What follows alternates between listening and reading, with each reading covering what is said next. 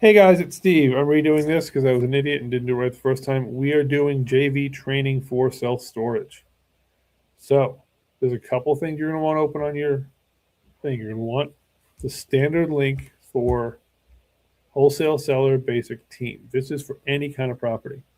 You're going to put your name in here. You're going to put your last name.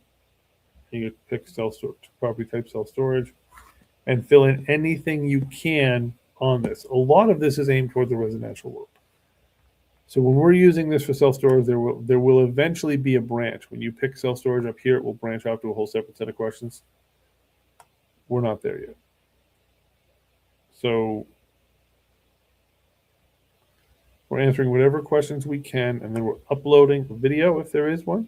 Probably not. We're uploading files related to all the questions you're going to ask. So you're going to open up a notebook. You're going to open up Google Sheets. You're going to open up a piece of paper. And eventually you're going to answer these questions into some sort of a document. You're going to upload that document here. You're also going to email me that document.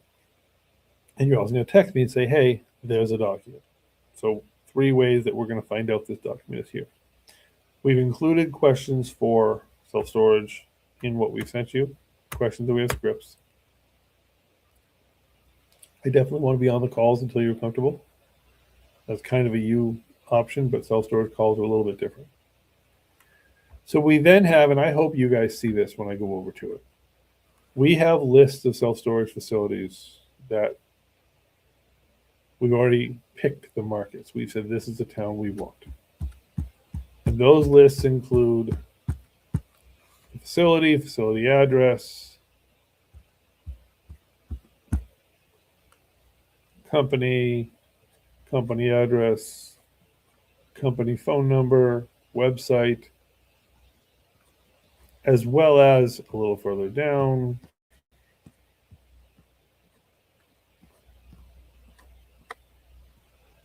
some of them have owner phone numbers.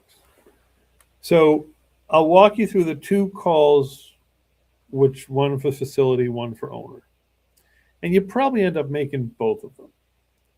You also want to open up Google Street View.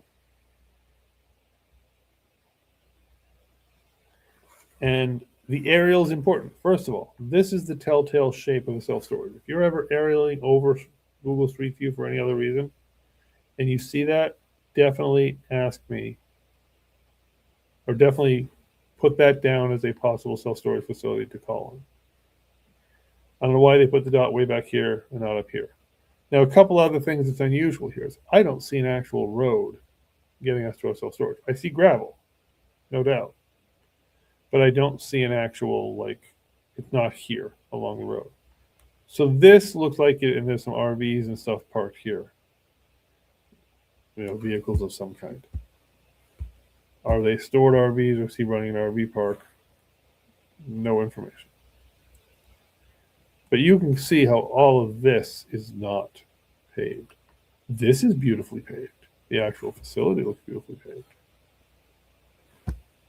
So my guess is, although this one looks for several reasons to be a good target company, it doesn't look like it's going to be easily bought because it looks like he's got many business going on. He's got a couple tanker trucks over here. He's got this storage building here. He's got these other buildings doing some other things with other kinds of trucks, and then he's got a self-storage operation back here. So I like this because it does not have a Google dot on it. There's nothing saying James Smith self-storage. That is a sign of a not wonderfully run facility. Okay.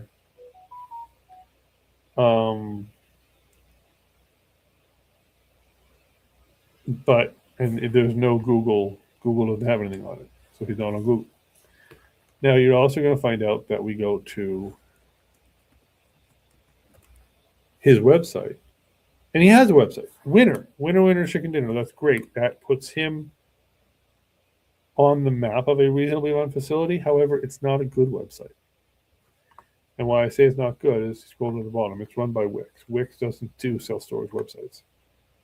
When you click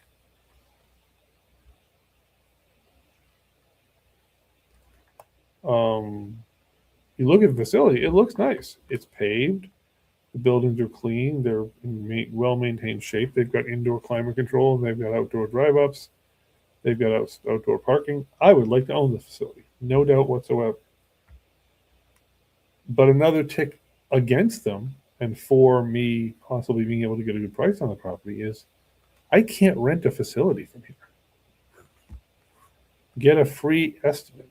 Well, I shouldn't be estimating anything in the self-storage universe, okay? 10 by 10s are $100 or whatever they are. I have 10 by 10s left. So I've done a little bit of research and know a little bit about his property before I call them. Then I go back to the list and I pick the facility's phone number.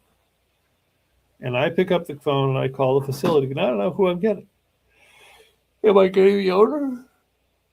Am I getting the dog catcher? Am I getting some random, stoner 19-year-old kid who just happens to be sitting at the desk? Now, before we go there, we'll look at what does the region tell us. We'll scroll out a little bit. Number one determiner for self-storage is rooftops. They have to be clients. Ain't a lot of that. There is over here. Down this way, there are a good number of self-storage. So there's a good number of rooftops. Now you can use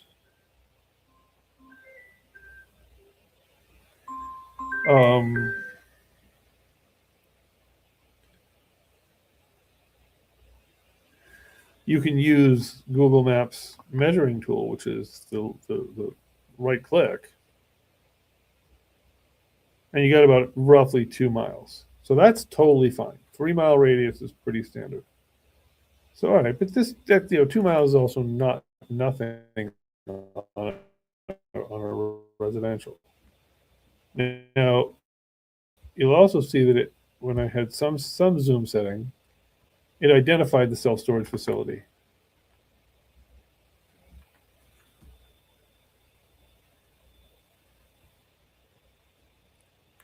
It did show up here with a Google dot.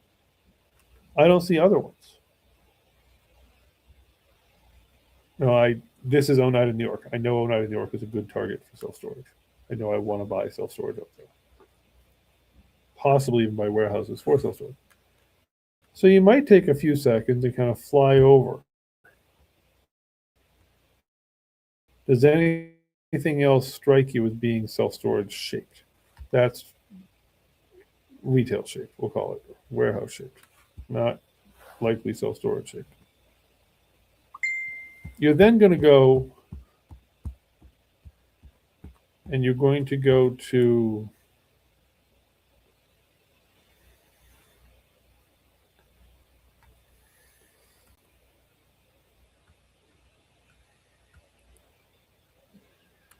and you're going to do Street View. And you're going to look at the facility, get an idea. So that's probably their climate controlled storage building. And there's the RVs and the storages. I see very little paved. I see no signs of lighting, no signs of security, no signs of gates, no signs of fencing. No problem. All you're doing is taking notes. You're not making a judgment call. There is no judgment call. Then you're calling the facility up.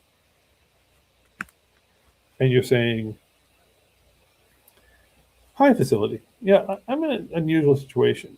Hi, this is Steve Franco with REI Homepage. An unusual situation. I just bought a house, and I think it's going to be a hoarder house, and I'm going to be doing renovation.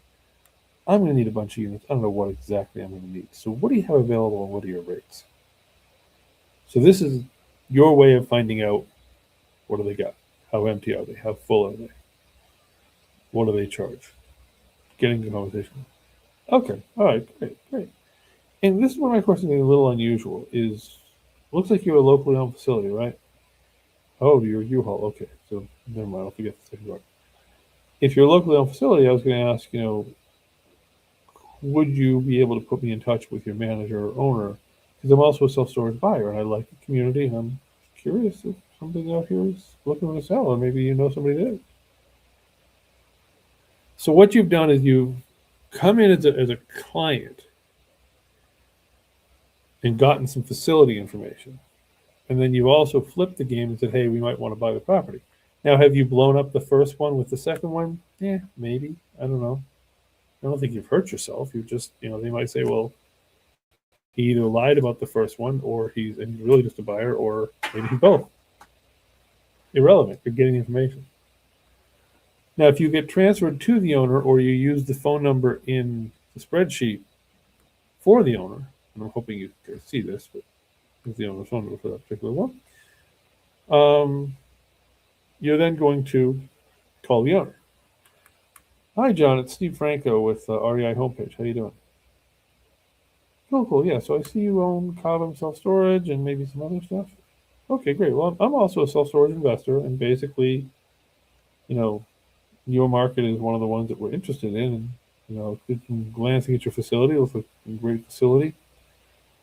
Wasn't really sure if selling was something you wanted to talk about, or maybe you've got, somebody you know is looking to sell, or there's some development you want to partner on.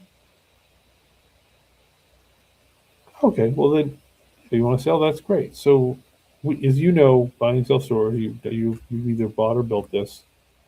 A lot of questions go into it. So I don't want to bother your day. Is there a better time? Okay, no, great. So, what I'm going to be wanting to know, and feel free to tell me what, you want NDAs or whatever. By the way, NDAs are non-disclosure agreements. I'm not going to steal his information. NDAs are non-disclosure agreements. I want, unit sizes, primarily, let's start with income expenses, stuff like that. How is it managed? How many units of which type do you have? How occupied are you? Stuff like that. And then the script will walk you through the rest of the questions. So what we've done in a very brief focus period is we've walked through, you're getting the data from the spreadsheet I sent you, most likely. You're getting the questions from the questions I sent you. You're getting the script from the script I sent you, or you're using it on your own. And by the way, we are definitely wanting to be on these calls with you until you feel totally comfortable. Self-storage is a different universe from regular. And you got a little bit of a glimpse of how to talk to the facilities and how to talk to the owners. And also, like, if you are just driving along and you see a facility, let's say, hey, Steve, I saw this facility, kind of looked dilapidated, kind of looked independent, whatever. Let's talk about what do we want to call them. I'm fine having you call them. I don't care where. If you're doing a deal in a certain market, find out if there's self-storage out there. We have a fairly advanced software that tells us, or that helps us determine if a market is worth going after.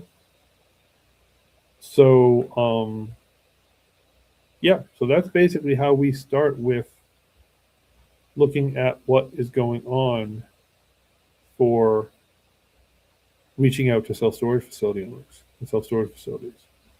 So hopefully this helps you. I'm going to shut the thing off now, the video.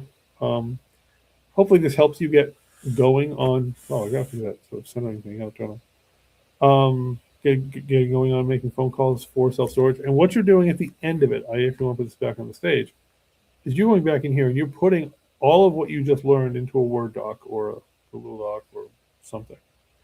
You're uploading it here, or you're providing a link to it. So all of what you know, and you're sending me it all, that whole information sheet, with the owner's phone number, the owner's name, who you spoke to, how you reached them, put it all there. So in that one document, everything I need to know, and you're shipping it over to me. You're texting me saying, hey, Steve, I just emailed and informed you, blah, blah, blah, blah, of this facility.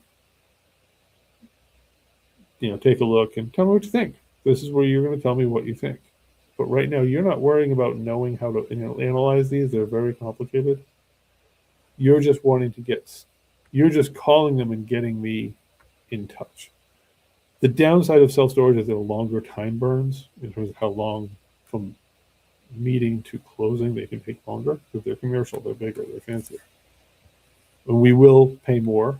We will pay based on the spread on the property. We're saying $3,000 to $5,000 comes into hunting for homes, and you get your spread from there. But it all depends on the value of the deal. But basically, they take longer calendar days. You do less. Because really, once you've done this part, you can watch the rest of the process, but you're not involved in the rest of the process. Anyway, any questions? 570-798-7051. Thanks.